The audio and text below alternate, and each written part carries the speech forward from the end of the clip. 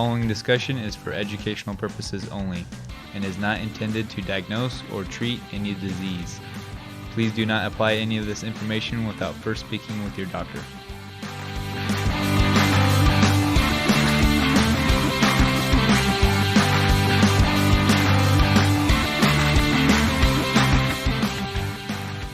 What is up, everyone, and welcome to the Diabetes Podcast, where we discuss how to take control of your health and gain the freedom to live the life that you deserve.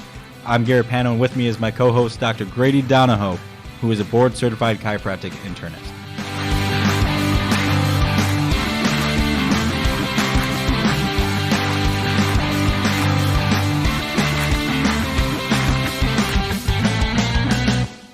Hello, Diabetes. We are back. And today we are actually recording on the weekend. That's why we are in so casual attire. Garrett's over here in his tank top, and I've got my Green Bay Packers hat on, even though they won already this weekend. And but today we're going to be actually diving into some sciencey stuff and getting really nitty gritty on a few different topics within the diabetic community. They related to both type 1s and type 2s, but I would say it's probably more related to the type 2 community because we're going to be talking about Metformin and Berberine. And the reason why we're going to be talking about this is Garrett actually did a paper for his master's program and did some extensive research on these two things just to provide more information and more background on these two things in multiple different ways. So we're going to dive through his paper and go through a lot of different mechanisms and how these two things work with the body and for the body. So we're going to dive into it. Garrett, what was the title of your paper? So, the title was Berberine and Metformin, a blood sugar comparison review. And the reason why I titled it that was because both berberine and metformin have lots of properties and can be used for a lot of different ways.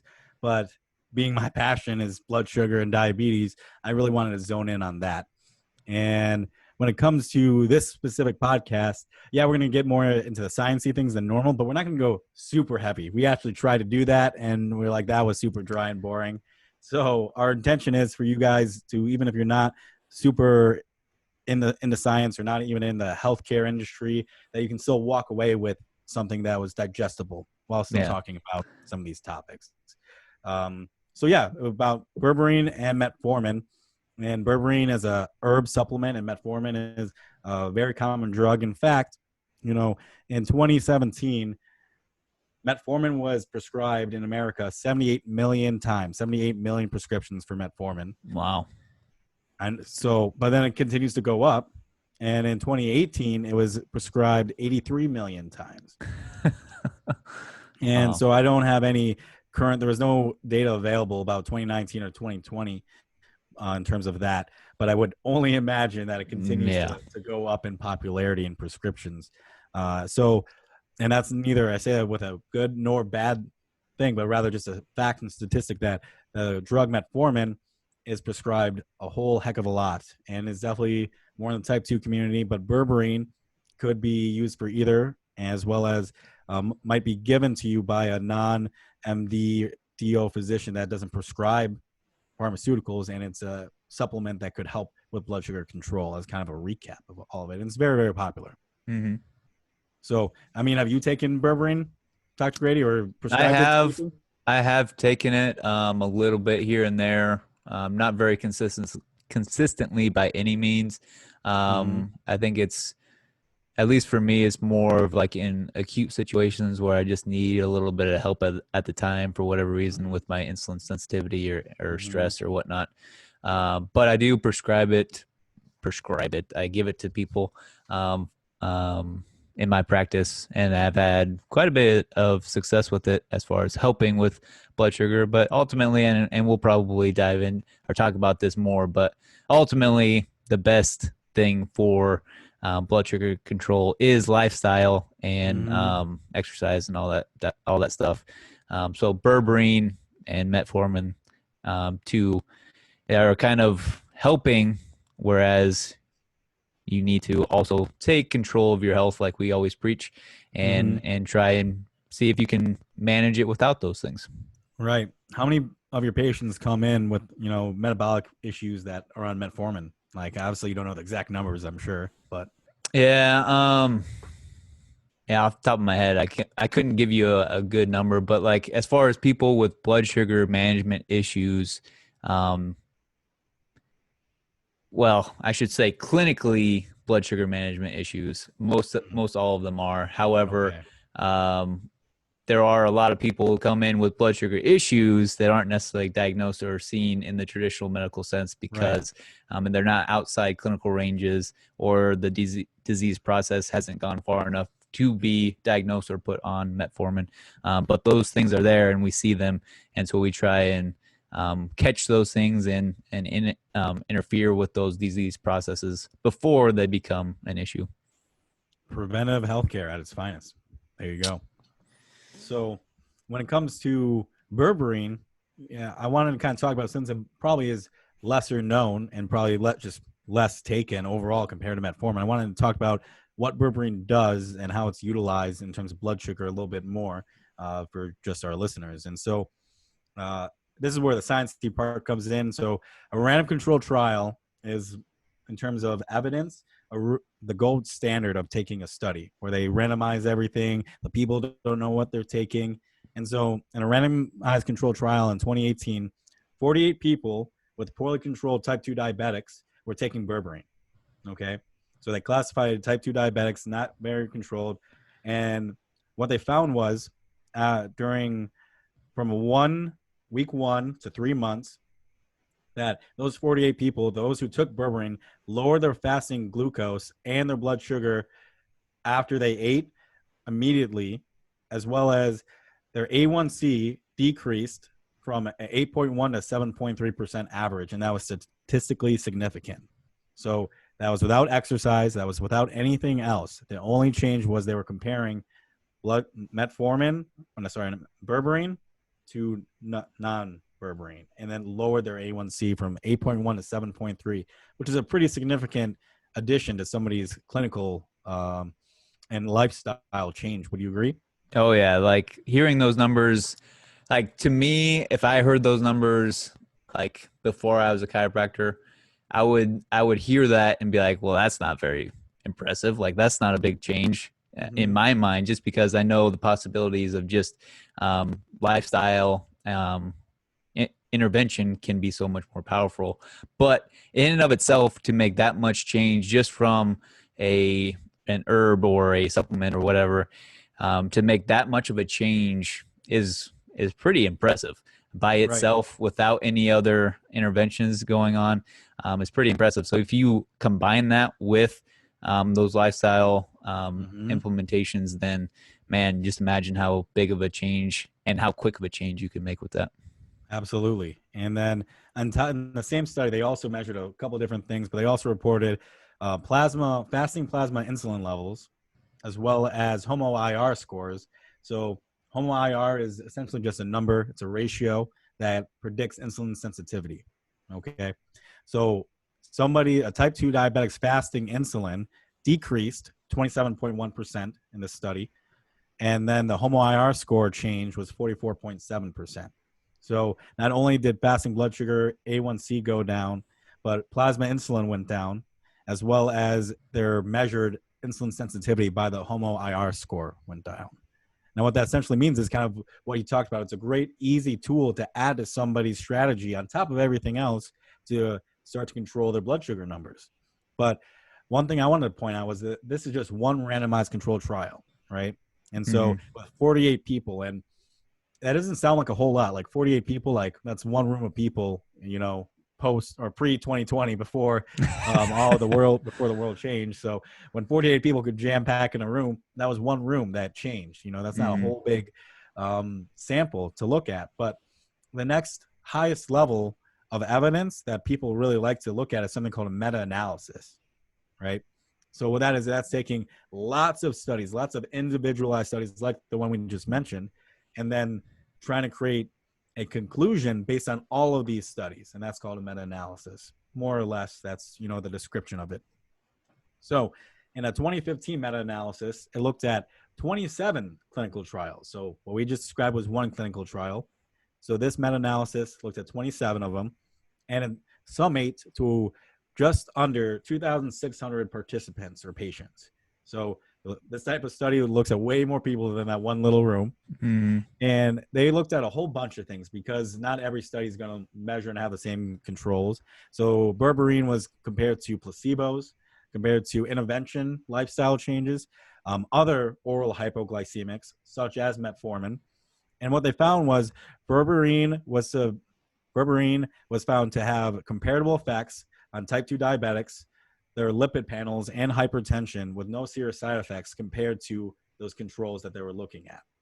So that's almost a general statement. But what that's saying is when you look at more data regarding berberine and its effects, it helps type 2 diabetics. It helps their lipid or the fat profiles. You know, everyone's obsessed about cholesterol, LDL. It helped those things, and it helped their blood pressure, and with no serious side effects.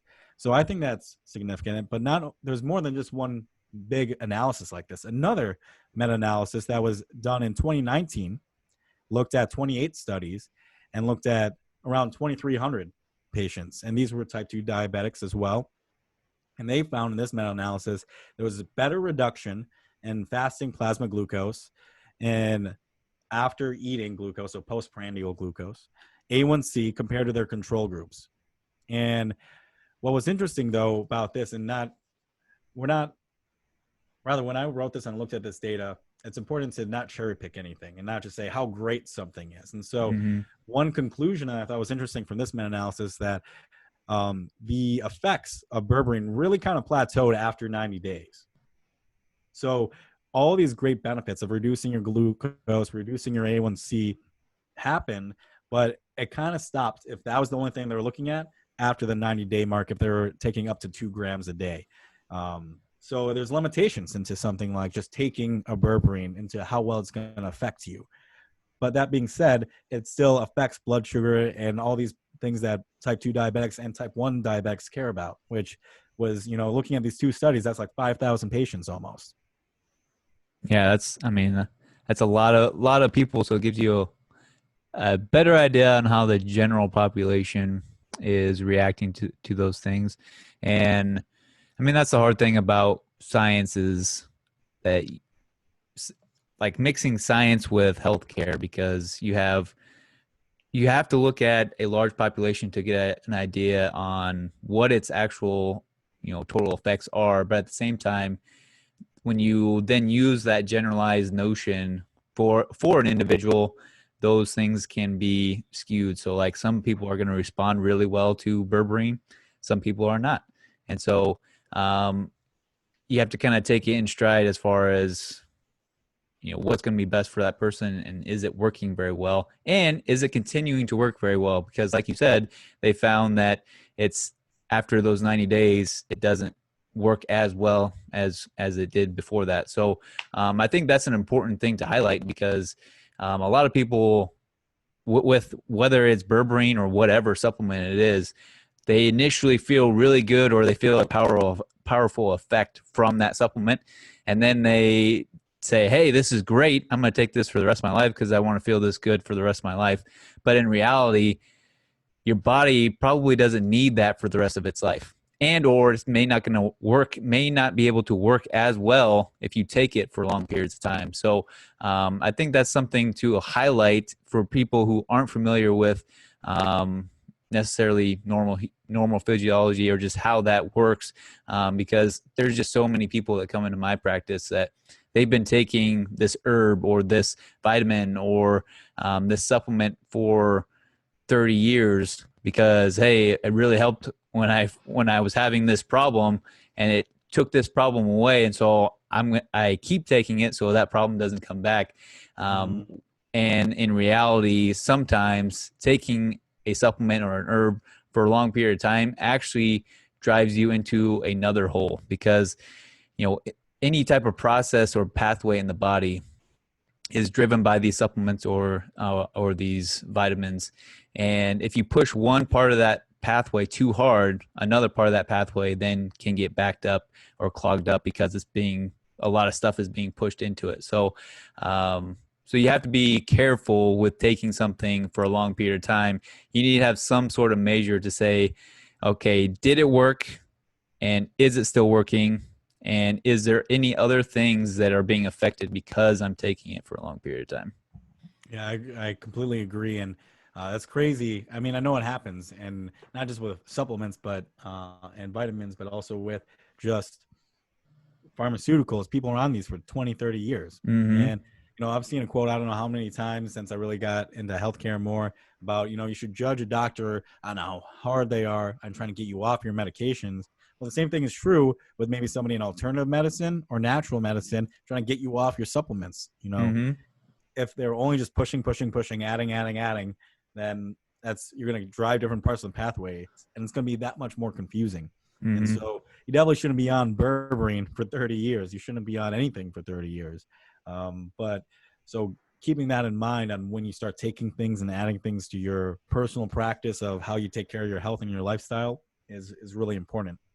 Now, when it comes to berberine, it's got all these cool effects, on blood sugar. And I think with those 3 studies that we casually mentioned, and there's more, much more, but it kind of shows and sets the base of, okay, berberine can maybe help blood sugar management, right? But what is berberine and where does it come from? Mm-hmm. I think knowing that gives power to it too. So berberine is an herbal extract. Okay, so it's not an herb itself. You might have heard common ones. One of the more popular herbs now is like ashwagandha, and all those types of things that you might see as like a plant or a plant supplement. So berberine is an extract of that herb, and it comes from a group of plants or a genus of plants called Berberis. And in that grouping, there's over 500 species of plants and specific organisms that can create berberine to be extracted out of. And one of the most common ones is barberry is the common name. Golden seal is the common name. That's how I learned about. Berberine was from golden seal, and then there are lots of other ones that are probably common, like Oregon grape is another one, and gold thread is another one too. Mm-hmm. So I bring up these names because you might see these in your Whole Foods or something like that, or on Amazon if you're trying to look for things to take. So that's where berberine comes from, but that's the whole herb where berberine is extracted. And then why I bring this up is because since there's so many variations of berberine, thinking about it, as I was doing this research, there's so many variations of where you can get it from. All the processes to get berberine out of these plants are slightly different. And in my mind, it would make sense because I've done a lot of research and taken a lot of classes on GI health and like probiotics, which we haven't even talked about before yet here. But there is so much differentiation in a probiotic in the specific strain, not just the name of the probiotic, but where the strain of it is coming from. And it would make sense to me that, just keep in the back of my mind, that maybe this berberine isn't as effective if it came from a different plant or something else. But if you buy berberine by itself, it's just supposed to be the concentrated extract of that herb. But again, it might make a difference, it might not. But I thought that was an interesting thought to think about. Yeah.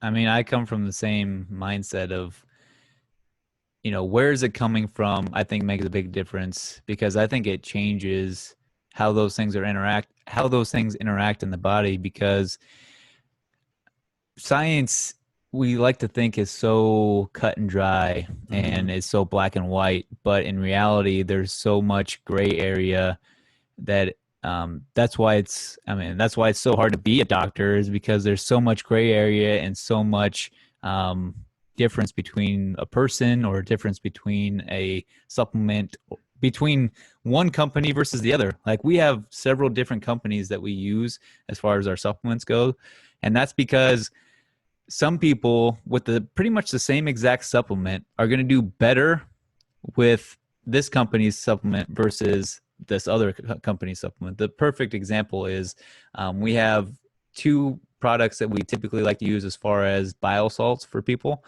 which is your gallbladder, helping with gallbladder function and fat digestion. And a lot of times we have one one of them will do better with one person versus another. And sometimes it switches. That person body, for whatever reason, starts to not really like that type of bile salt. And then we start them on the other one, boom, and it starts back again. And so looking back at the berberine and all the different sources, I think there potentially probably is a little bit of difference between those sources, because the process to extract that probably isn't super, super pure to where there's no contaminates, if you will, from that herb. So in other words, there's nothing else coming out of that herb that's getting into the end product of that supplement. So I would assume, or I would guess, that there probably is a little bit of a difference. How much of a difference is really the biggest question. And ultimately, I don't suspect there's going to be a lot of research on that, just because there's probably not a lot of money in this field specifically. So I doubt we'll ever find out that answer, but it's something to pay attention to, and maybe look at if you are using a lot of berberine, whether you're a doctor or you are a patient, to see maybe if you can find out what type of berberine or what type of plant the berberine that you use comes from, and then just kind of make an observation. Is it working well for you?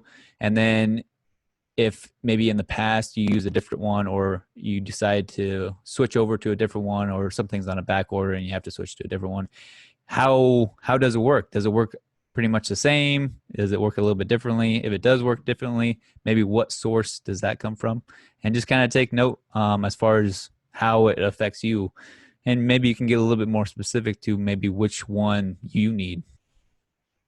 Yeah, that was beautiful. A beautiful both explanation and expansion on that. And it just kind of brings up the point of we're all different, and we're all individually and from a health related unique.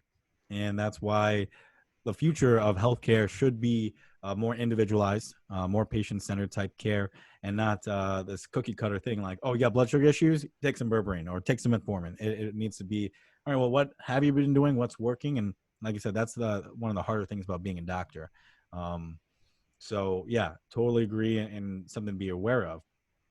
Now, this is so far been more heavy on the berberine side, but metformin I thought was really interesting, because as a chiropractor, somebody who's practicing functional medicine, and that's where a lot of my training is more natural type stuff, I felt like I almost needed to do more research on metformin, because it's not like a competitor, but because it's so prevalent in the issues that I deal with, that I didn't even know where it came from. And I don't know, it just makes sense to me that you should probably know a lot about what people are on if they're coming in with that specific thing. I mean, 83 million people were prescribed this drug in 2018. So unlike berberine, metformin only comes from one plant. And I didn't even know that. I didn't even know that metformin, I think I heard that on somewhere else, but I had no idea, or I didn't look up myself, that it came from a plant. Most people will think pharmaceuticals, it's all in a chemistry lab, titrations and like test tubes and beakers, Abraham flasks, all that kind of stuff. But so you still use plenty of test tubes and extraction methods. But I thought it was all synthetic, right? Where metformin actually comes from a plant. I'm not going to attempt, I guess I'll horribly attempt to, excuse my Latin, I've never taken Latin. Gallagher Ophilicate. I'm going to just stop halfway through. Common name is either goat's rue or French lilac. That's much easier to say. Yeah, I like that. So these plants that were really started getting utilized more back, in medieval Europe a while back. But essentially, this plant, goat's rue, has a lot of nitrogen-rich metabolites in it. And it was actually called goat's rue because it made the goats upset, whether that be from hypoglycemia or metformin. A common side effect is gut and GI disturbances. So whether the goats literally weren't feeling good because they had low blood sugar or gut dysfunction, who knows? But it was clear that they kept eating it but didn't like it. And so So anyways, it comes from that plant only. Now, piggybacking off what we just said about berberine, there's almost more control in that. You have 500 species that could create berberine, and you will have pretty much only one extraction for metformin. Now, I say this not as a pharmacist, not as a heavy PhD researcher, just a practitioner that spends a lot of time on PubMed and researching scientific literature. So, from what I can tell, if you are big on plants and ecology, you can prove me wrong, I apologize. But from my understanding, it comes from one plant only. There's a lot more control in that. So it was going to be used more, and there was a lot more research going into the 20s about how to make metformin better. Because the reason why people had issues with it, because it was thought to be toxic and cause lactic acidosis. As diabetics, we heard that two of those words before, because we think of diabetic ketoacidosis, right? Mm-hmm. So in a similar type of condition, berberine, or I keep saying berberine now, metformin was causing lactic acidosis. So in the 20s, they were doing more research, but in 1922, it slowed down because as they were making progress, that was the year that insulin was made. Mm. And so what's more beneficial in the world of medicine? Maybe using this plant to help people, or finding out ways to synthesize insulin and give it to humans so diabetics like us don't die. So it's kind of understandable that research slowed down at that time. But so it really didn't kick off back in metformin wasn't fully, was able to be extracted until 1957. And that's really when it was patented. The actual brand name of metformin is glucophage, which literally means glucose eater, because it was so good at its job. They're like, man, this drug is literally just going to make these people like eat their sugar. This is going to be fantastic. And so I think that's a significant point, especially if you're coming and listening to this as a healthcare practitioner or somebody in alternative medicine that think metformin is evil, which just because it's a pharmaceutical, well, it actually has more of a similarity in its origin than to berberine that we probably know of. And that was a new fact that I thought was really interesting. I don't know what your thoughts about that are, Dr. Grady. Yeah. Well, I think what a lot of people don't realize is that I should say, a large amount of our pharmaceuticals are actually extracts from herbs. So herbs are essentially, they are drugs, just kind of diluted down, because they're not the extract, or the active ingredient is not the only thing that you're taking in. And so what that allows for a little bit of buffer, so it's not as harsh on your system.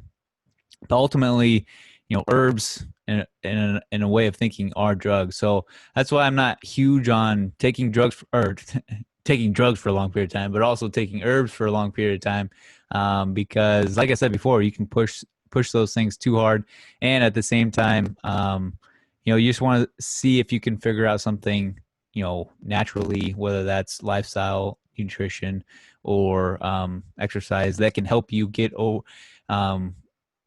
to a place where you don't need that anymore. And so, and that's not to say all these things are evil, herbs are evil, or drugs are evil, but you need to understand what their purpose are. To me, they're a tool to help you get over a hump. Like, you're doing all the right things and you still can't get over the hump of whatever you're dealing with. These things can help be that kind of catalyst to put you over that hump and get you across the river, so that way now you can thrive in your lifestyle changes and all those things. And so, yeah, so basically helping people understand that a lot of drugs come from your herbs. They're just the extracts from those herbs. There are some that are purely synthetic, that are made purely in a lab, but understanding that drugs aren't always, I'm not trying to make a endorsement for drugs, but drugs are. Yes, you are. You're in the pockets. I'm getting paid. But drugs aren't always, or they aren't always they aren't what they seem to be. They're not made with the intention of destroying people's bodies. But I think the context of how they're used is probably the most important part of it. Agreed. And, I think both, it says it almost in the name of supplement, but both supplements and pharmaceuticals should really be called additionments, meaning there's something you add to your life and lifestyle and other things you're doing with your life to get you what you said, over the hump. Mm-hmm. It should be almost thought of as a crutch. Now, given we're type 1 diabetic, we're on insulin for life, Yep. So there's obviously exceptions and drugs that are exceptions to that rule. But it should be thought of as something adding to you where you can take it away because it's not a part of you. Metformin shouldn't be a part of you. Berberine shouldn't be a part of you. There are these things that should be added to your life when needed to get you over those conditions, and then taken away when you no longer need it, or sometimes, slowly taken away depending on what you're titrating and tapering off. So agree completely. Even that, I'm now going to have to watch you, Grady. I think if I start seeing some like a new car, a new mansion. Mansion. Yeah. I'm going to be a little more suspicious of your industry. I'm just going to take a picture of this back wall and just use it as a green screen so you won't ever know. Yeah, we're not in the same city anymore, so it'd be hard for me to know, I guess. But that being said, the next step in this conversation is not just appreciating where it comes from, but how does it work, right? And I had a general idea of but this is where I love this stuff. This is like the cell biology, nitty gritty of it. So might be a little more technical, but again, do my best to not make it dry and almost summarize it, which I would rather just make it dry and talk about it because I think it's super cool. But here we go. So metformin, a mechanism of action means how does something work, essentially.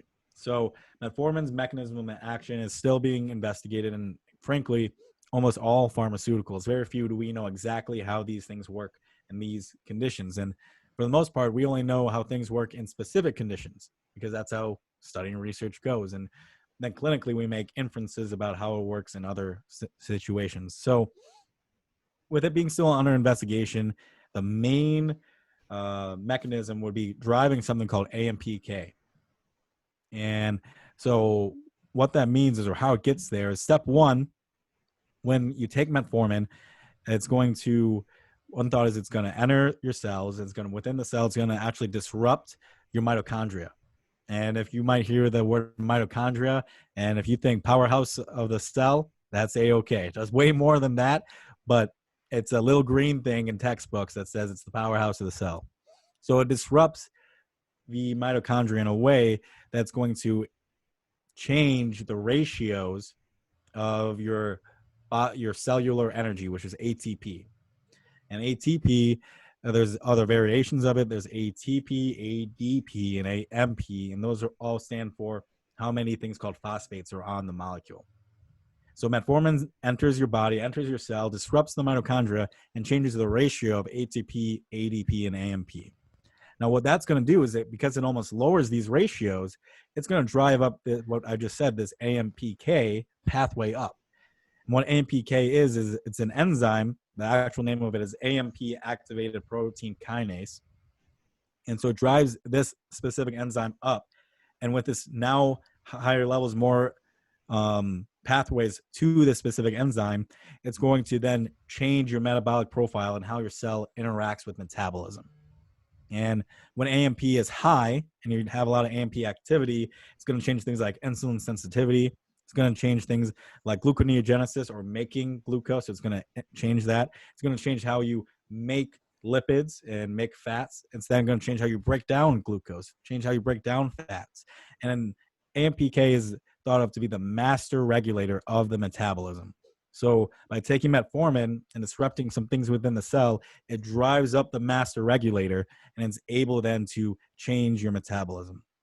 And I think that's really powerful and cool because if you look at a graph and just Google what does AMPK do, you'll see a pretty big schematic of how big this thing is impacted. Yeah, I mean it's very, very important in a lot of different things because metabolism is important for a lot of different things. And so there's a lot of different conditions that it's been linked to affecting.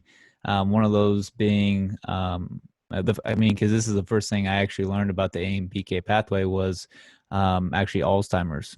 All right, and how its effect or implication within that disease process, and how important it is to keep that system, that AMPK system, healthy, and keep it running efficiently, because they've just looked at how that affects, or the implications of that system not working very well, and how it's related then to getting Alzheimer's development late in life. So that's very super important. interesting. Oh yeah, absolutely. And that almost that brings me a flashback, and we should almost redo that episode. Like one of the first like science heavy episodes you and I tried to do was about brain health and Alzheimer's and blood sugar, and because often Alzheimer's now is called type 3 diabetes, right?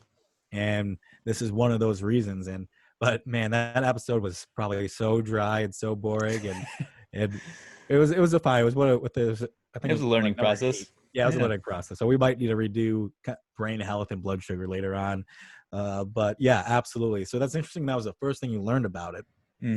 I can't remember when I first learned about AMPK, but in what scenario. But nonetheless, so remember that metformin drives all of this and drives up AMPK. And recall that metformin brand name means glucose eater. So it does all this effects of metabolism. It's got all these anti-diabetic effects and seems to be really good correlation on those types of mechanisms.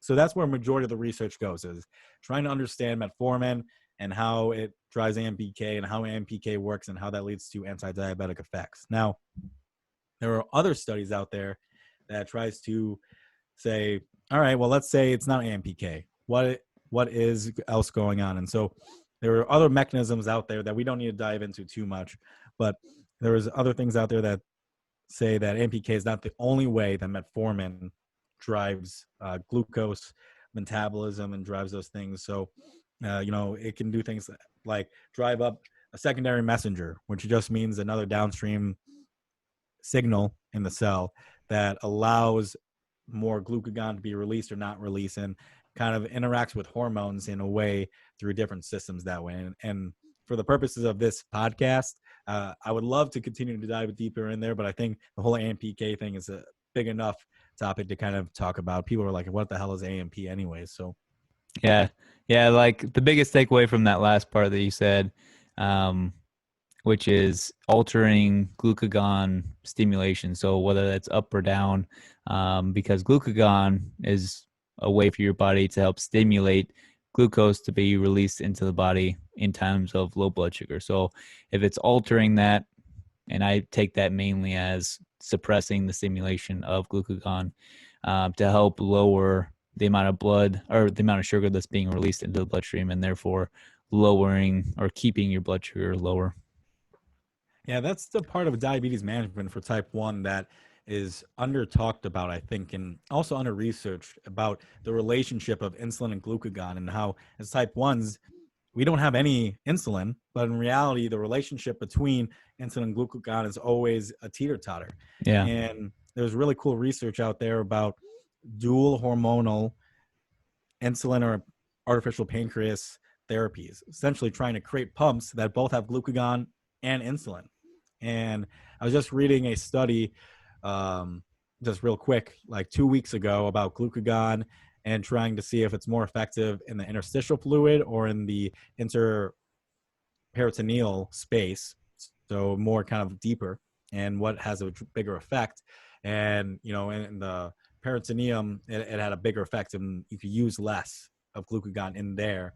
But that's probably talking more about actual transplant. I'm not sure how that'll be implemented, but so you bring up glucagon and us talking about glucagon in terms of metformin. It's just kind of almost a tangent. And then one more, just because I think this was so funny. As I was reading the study was done on pigs, and they described their day night cycle, all these things, but they went as far to in the paper to describe that they put toys in the pen to keep them occupied.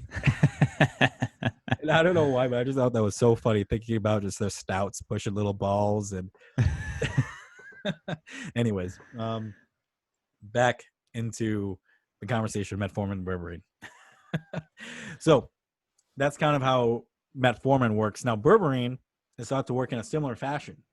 Its mechanism of action is greater, or from a more greater extent, the research shows more related to AMPK as well.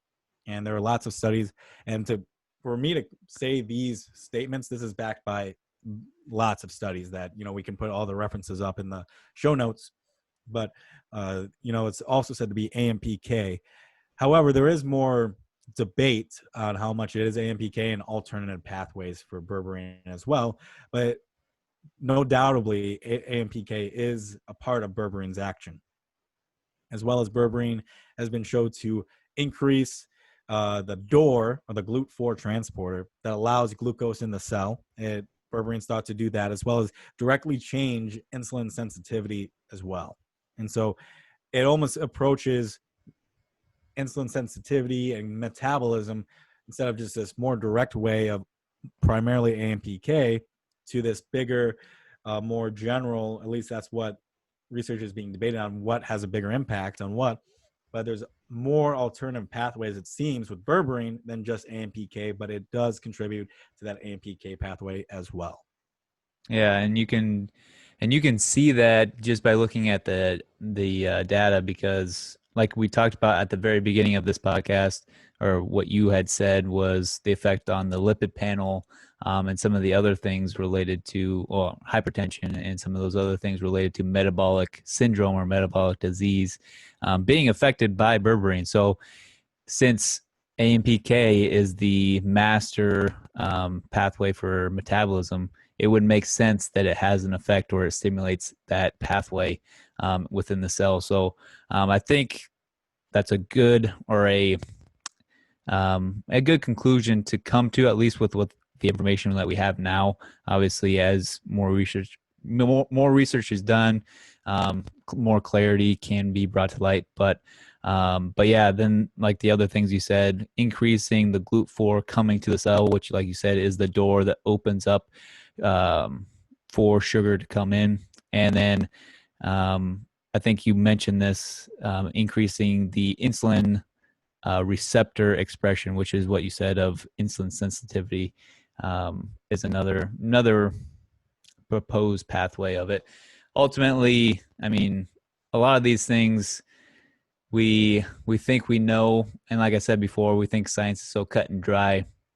Ultimately, it's a lot of things based off of assumptions because of what we can observe. We can't necessarily observe everything that's going on within this study, all the variables going on. And so you kind of have to take it with a grain of salt.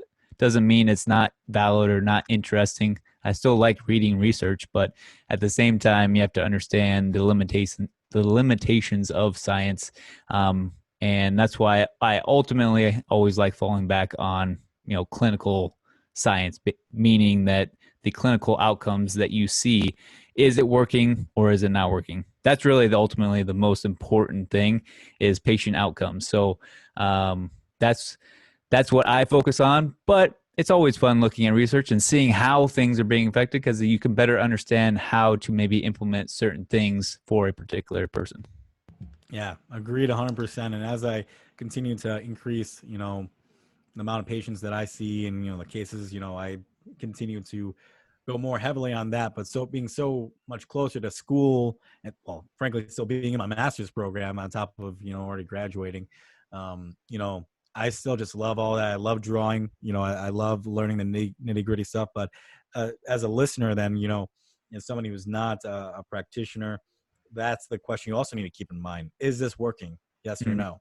And if it's not, what needs to be changed? So, we've kind of talked about these guys separately, metformin and berberine separately. The last thing I kind of want to talk about then is, what's the evidence of taking them simultaneously and what happens? So a big thing when it comes to taking things together is you need to make sure, and this is from the clinical side, and this is just a discussion on it. As a listener, you could look into it, but you need to make sure that it doesn't interfere with how your liver breaks it down and detoxifies everything. Because everything we consume, you might hear the words detox in like a $300 kit that you buy or something like that. But our liver helps get rid of and takes out toxins from things and just degrades it. So first off, metformin was traditionally and still is considered to not have to be broken down by the liver. There's something called cytochrome P450 enzymes that was thought it doesn't break down. Now, I actually have found, it's only one study that saw it, but they were trying to look at metformin and if certain liver enzymes do actually break it down.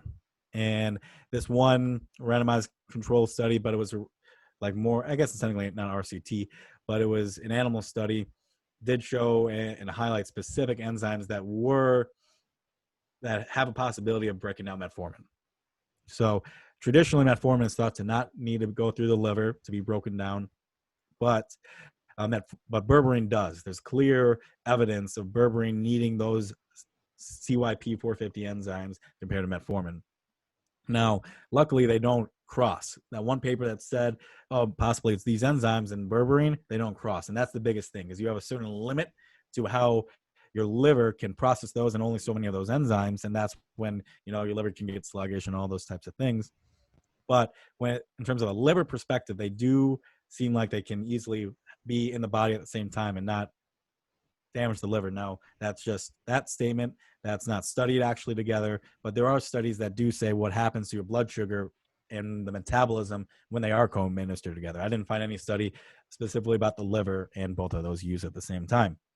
Yeah, it would make sense though, based off of like what was found in those papers, that essentially the takeaway point from that is you can take them both together and they're not necessarily going to interact as far as detoxification goes. And what that really means is they're not going to affect the duration of their effectiveness.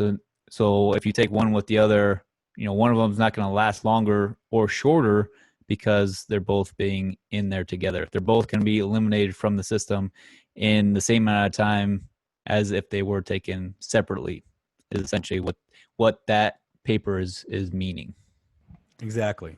So what has been studied, and there are studies of them being taken together on their effects. And so, like we said before, randomized controlled trials are very big on level of evidence, and that's what we'd like to see. And that's why nutrition's so hard to do, because randomized controlled trials with humans and certain diets are just hard. So on a randomized controlled trial of 36 adults with type 2 diabetics were either assigned berberine or metformin. So this was one study, randomized controlled trial, looking at both. And they concluded comparative to berberine, metformin had similar hypoglycemic effects, meaning they saw similar results in whether the people used berberine or metformin. And in the same study, by 13 weeks, other things went down, such as triglycerides and cholesterol in the berberine group, and they had lower triglycerides and cholesterols compared to the metformin group, actually. So this one randomized control trial actually showed better triglycerides and cholesterol numbers, if that's what you're focusing on, with berberine compared to metformin, which was super interesting and cool to see even back in 2008, almost, what was that, 12, 13 years ago? Mm-hmm. Like, that's super wild to see that in an actual RCT. And so by the end of the study, they ended up concluding berberine lowered the A1C from 9.5 to 7.5, fasting blood glucose to 10.6 to 6.9 millimolar. So that's more non-US US measurement, as well as postprandial blood glucose from 19.8 to 11. So what this is all getting at is that there's a decrease in the berberine group with blood sugar, with A1C, with lipid panels, even when it's compared to metformin, which makes it underrated, underrated tool, which is crazy to me that there's studies that show this. And this isn't only just clinical, what you said, what you really care and look for, and what a lot of practitioners care and look for, but this is actually in the level of evidence that you find in published literature. Yeah, it's pretty crazy that a supplement, quotation marks, supplement is more, essentially in this study, is more effective than the drug. Right. And I mean, it's just interesting how we as human beings perceive things based off of their title or the category that they're in. And, we just assume that a drug is going to be more powerful than a supplement. And in this case, not so much. Right. Exactly. And that being said, we haven't talked too much because I think I said metformin could cause GI upset. Well, berberine can too as well.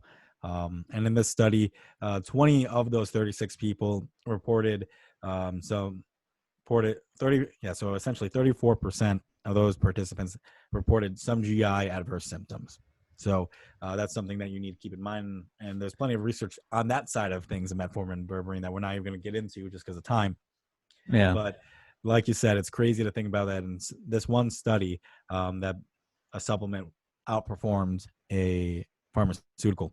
Yeah. Yeah. And I think just to expand a little bit on your point about the GI distress, if I was given the option between berberine and metformin, excluding the fact that one's a drug and one's an herb or a supplement, I just based off of my clinical experience, I would always go with berberine because I have people with much less, quote unquote side effects or GI distress from berberine than I do from metformin. Almost every person that I've seen that's been on metformin has had some sort of GI distress, and in large part, a lot of those people, it's not just like a little bit of distress. It's like pretty severe to where it's kind of affecting their everyday life because whether it's diarrhea, runny stools, or that, and that's pretty much the main complaint is runny stools and diarrhea. Whereas with berberine, I don't have a large population by any means, but so far berberine hasn't caused any noticeable symptoms with my patients yet. Not that obviously it happens because it's in this paper, but to me it's not, or it hasn't been as severe, and in a lot of people it's just not there at all. So just to kind of provide some clinical context to that statement. Beautiful. I'm also surprised you used actual word like diarrhea opposed to like loose stool or something not as gross to the common ear. I mean, I don't mind, but anyways, the last study I wanted to bring up was on this topic of co-administration between the two. There was again now a meta-analysis, so a higher level of evidence looking at more studies, more patients, trying to summate as best as they can, even that these studies weren't all done in one paper. So there's a meta-analysis done in 2012 that looked at 14 randomized controlled trials, totaling 1,068 patients. And I'm going to just end up reading the conclusion off of the paper because I think it's just better that way. So compared to oral hypoglycemic drugs such as metformin, but they were also using other hypoglycemic drugs such as glipizide and a couple other things, co-intervention of oral hypoglycemics and berberine showed better glycemic control than one intervention alone. Similarly, berberine combined with lifestyle modifications as a co-intervention showed significant hypoglycemic and anti-diabetic responses compared to one intervention alone. So what that means is if you combine berberine with another anti-diabetic drug such as metformin, you get better results. If you combine berberine with lifestyle modification, you get better results. And I think that it's good just to see that in a meta-analysis, not just one randomized control trial, not just in clinical experience, and almost from a philosophy perspective of you should always be moving, you should always be doing lifestyle stuff, but in a meta-analysis saying that when you combine berberine and lifestyle modifications, it's better than one of those things alone. And that shows how powerful that additionment or whatever I said, a couple of minutes ago, whatever your supplement or addition to what your lifestyle is better for that hump. And I think that's really powerful. Yeah. Yeah. Like I said, it can be the catalyst to get you where you want to be, but ultimately it's not the end all be all. You don't want to be on it for the rest of your life. Because one, you don't want to pay for that the rest of your life if you don't have to. At least I don't. Some people may want to if they want to maintain a unhealthy lifestyle. But ultimately, the goal would be to, using that to get you where you want to be, and then eventually getting your lifestyle and everything built around so that you no longer require something like that. Beautiful. So I think the that brings an end to the conversation of metformin and berberine. And, the kind of takeaways that, when I was talking about people after I was done writing this paper was, you know, metformin isn't as scary as, natural healthcare providers that one might think. And berberine is just as effective as metformin.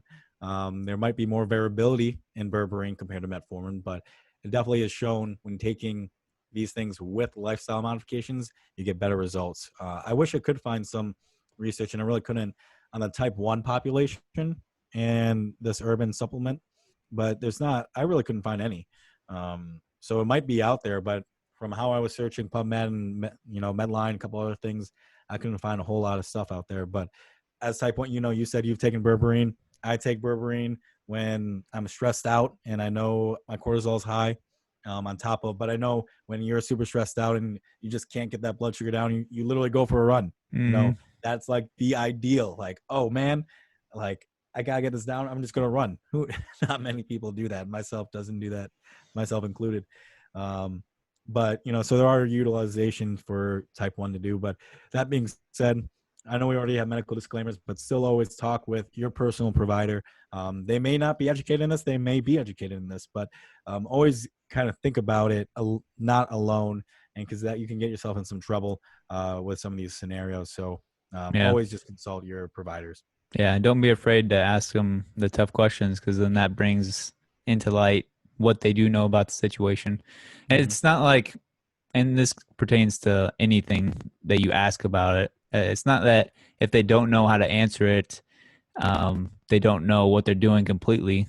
Like they may just have a way of dealing with a certain problem, whether it's blood sugar, and they have just a pure philosophy of, okay, we're going to do this with diet and lifestyle, and we're not even going to mess with supplements or medications or whatnot.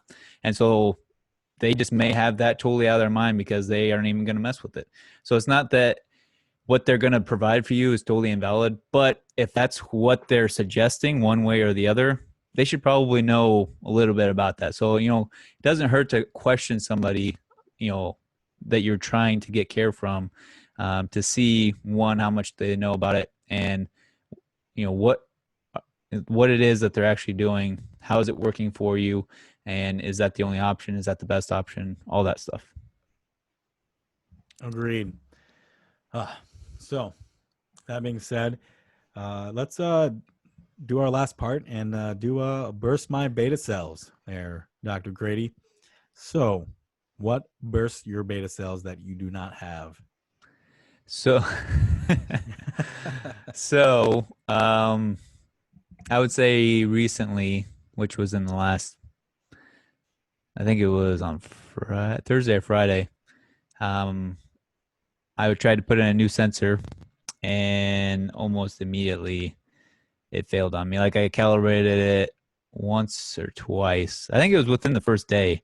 It like wouldn't accept the calibration because it was so much different than what my finger stick blood sugar was. And so I had to take it out. And by that time, it was too late to then put in another one, because then I'd have to wake up in the middle of the night to calibrate it. So when that happens, usually I forget to do it for several days. For example, I have yet to put one in because I just keep forgetting about it. And I try to do it at the beginning of the day, because that way I know I have enough time to get all the right calibrations in before I go to bed, so I don't have to wake up in the middle of the night, because that's not any fun. And so that's kind of frustrating because, I finally remembered to do it, and then it failed on me. So that was frustrating. Damn. Well, all you got to tell that sensor is you're dead to me. And then Yep. just move on. But for me, some of that burst my beta cells recently was, so I've been having some CGM issues as well. And it was, essentially my transmitter was expired. It came to its end of its, 90, 100 days, whatever it was. But I was trying to push the limit of it, and essentially just stopped working. And I'm so used to not finger testing and finger pricking that the data I collected for myself, by taking regular blood sugar checks, was not nearly what I needed to make my decisions that I'm used to having with a CGM.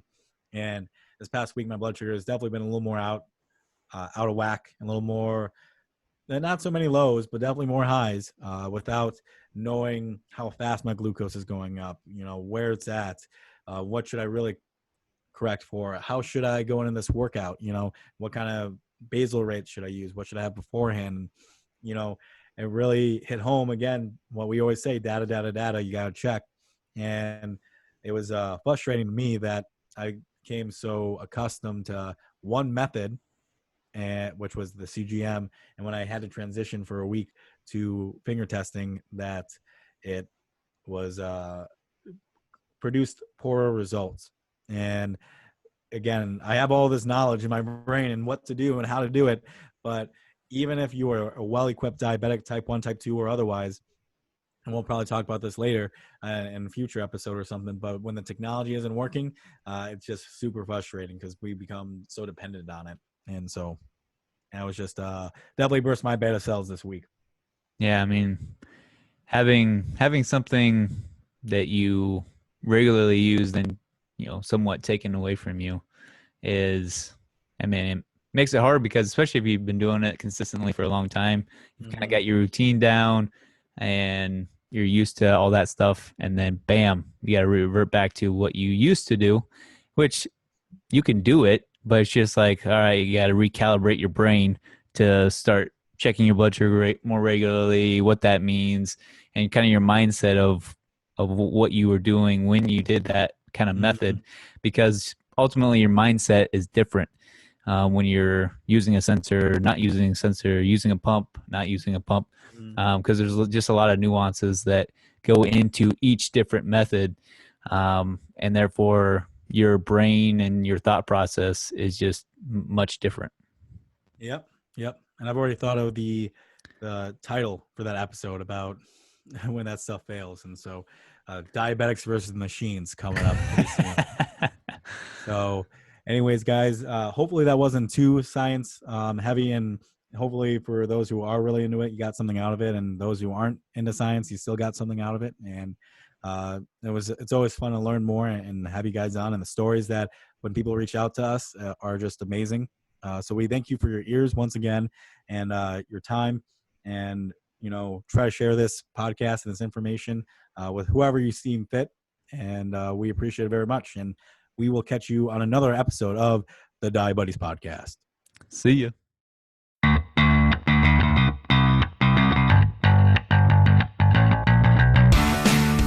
Thank you so much for listening to today's episode. If you found value in today's conversation, we would appreciate it if you gave a 5-star review. It really helps us branch out our community and get our message across to those who really need to hear it. If you want to interact with us on social media, you can follow us on the Die Buddies podcast on Facebook, Twitter, and Instagram. Or if you have any questions, comments, concerns, or moral outrages, you can email us at thediebuddyspodcast@gmail.com. Thanks.